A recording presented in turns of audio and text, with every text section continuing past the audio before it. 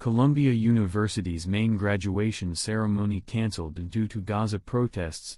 Columbia University on Monday, May 6, announced that it has canceled the main ceremony for graduating students next week amid the protests on campus by students over the ongoing war in Gaza.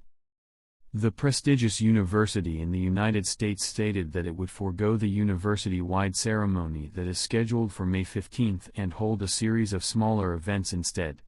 We have decided to make the centerpiece of our commencement activities our class days and school-level ceremonies, where students are honored individually alongside their peers, rather than the university-wide ceremony that is scheduled for May 15, Columbia said in a statement. Columbia called the past few weeks incredibly difficult for our community and further said that they are determined to give our students the celebration they deserve in smaller scale. School-based celebrations are most meaningful to them and their families. We will focus our resources on those school ceremonies and on keeping them safe, respectful, and running smoothly. A great deal of effort is already underway to reach that goal, the university added. The statement further added that the school consulted with student leaders in deciding how to handle graduation. The majority of the ceremonies, which had been set to take place on the Morningside Heights campus where most of the protests have taken place, will be moved to the university's main athletic complex.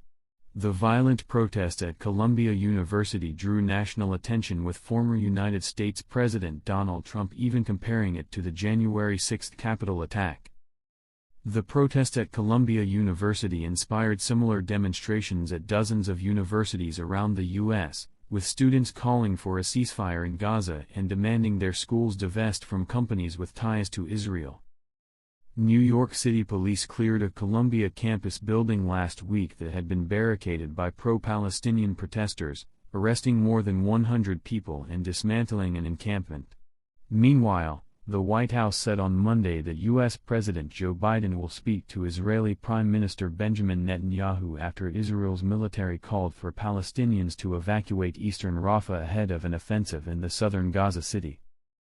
"We can't speak for IDF operations. We have made our views clear on a major ground invasion of Rafah to the Israeli government, and the President will speak with the Prime Minister today," a spokesman for the National Security Council told the news agency AFP.